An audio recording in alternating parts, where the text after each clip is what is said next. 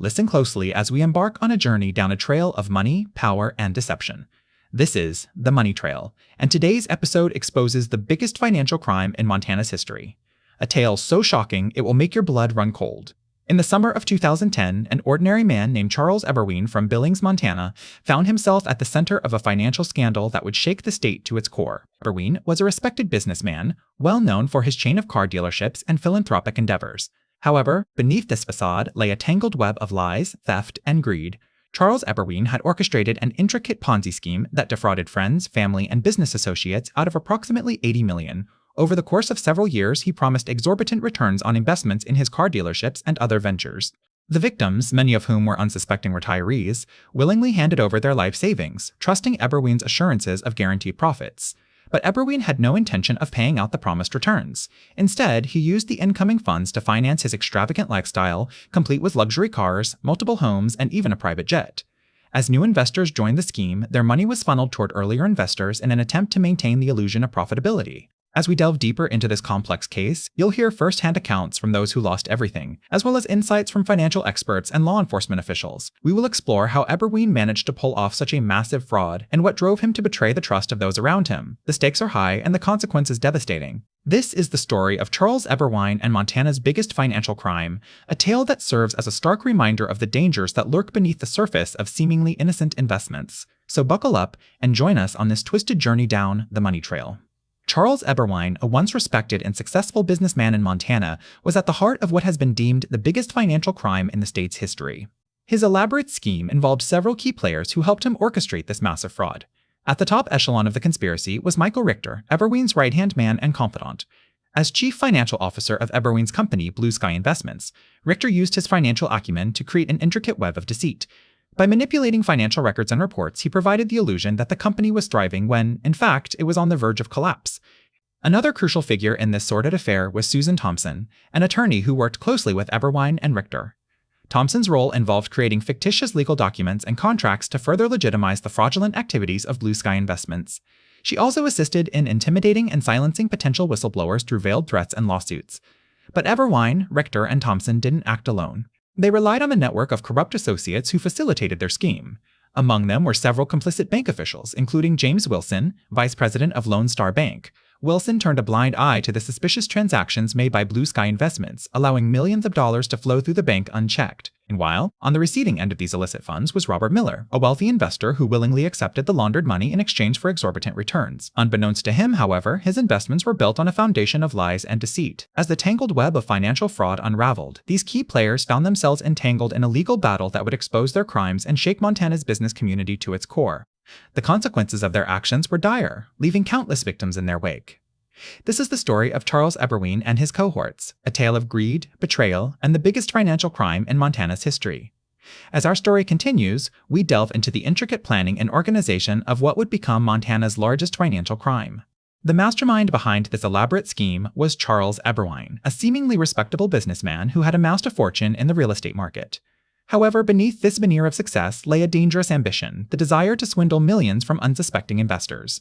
The plan was set into motion in 2015 when Eberwein founded his investment firm, Capital Solutions, LLC, based in Billings, Montana.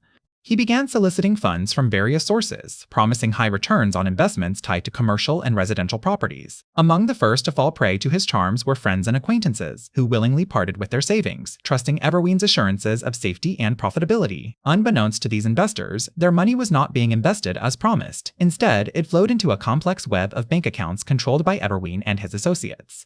These funds were then used to finance lavish lifestyles, luxury vacations, and even the purchase of a private jet. All the while, Eberwein maintained the facade of a successful entrepreneur, using false documents and forged signatures to create the illusion of legitimate business dealings.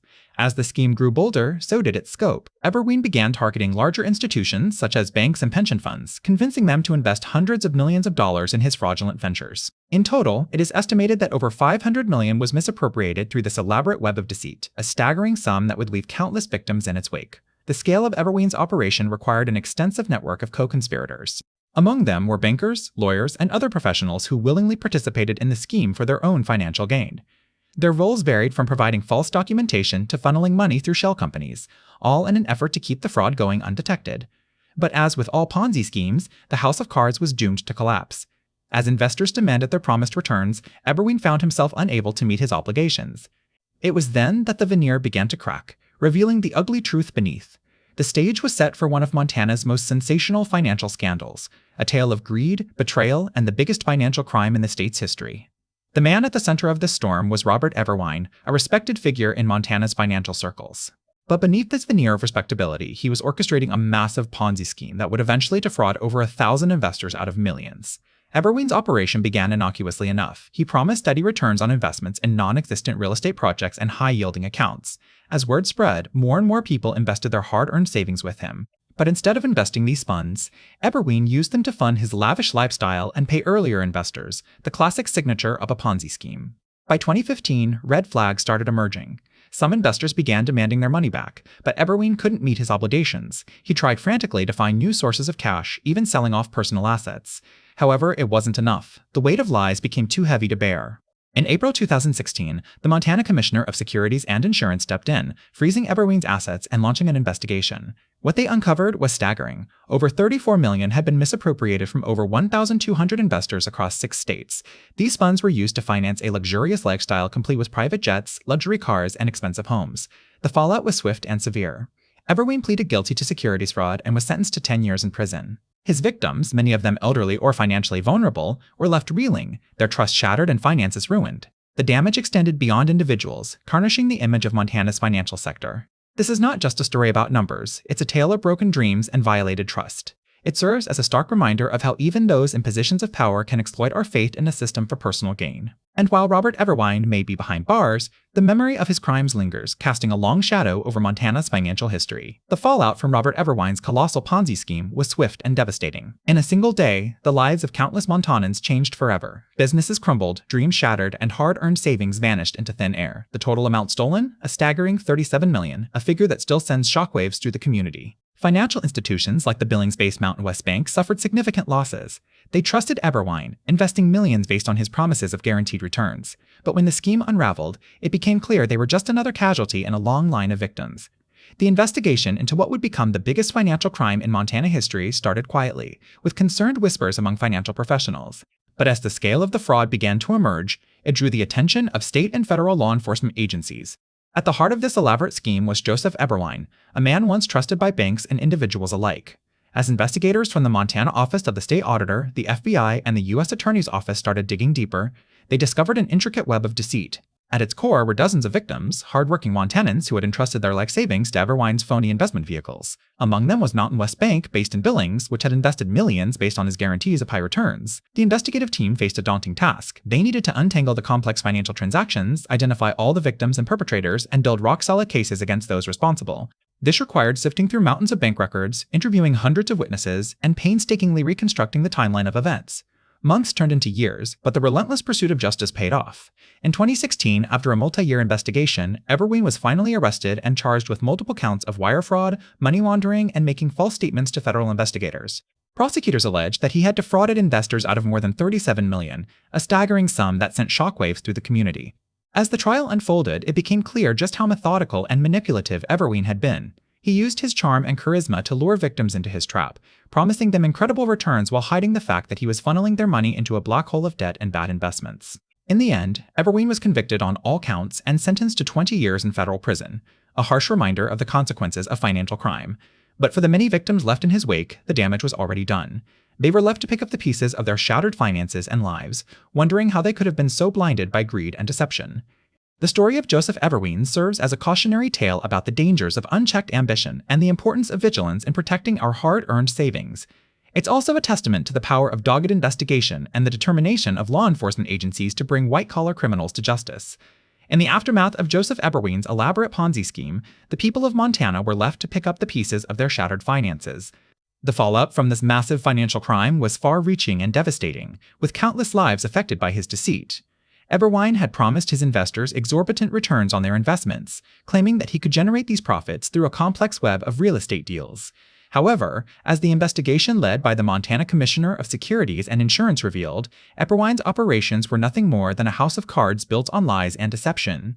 When the truth finally came to light, Eberwein was arrested and charged with numerous counts of securities fraud, theft, and other related crimes. In 2013, he pleaded guilty to all charges and was sentenced to 50 years in prison with 40 years suspended. He was also ordered to pay over $8 million in restitution to his victims, a drop in the bucket compared to the estimated $37 million he had stolen from them. The impact of Eberwein's crimes went beyond just the financial losses suffered by his victims. The emotional toll was equally significant, as many were left feeling betrayed and violated by someone they had trusted with their life savings. For years, Eberwein had masqueraded as a respectable businessman, using his charm and charisma to lure unsuspecting investors into his web of deceit. In addition to the criminal charges brought against him, Eberwein also faced civil lawsuits from his victims.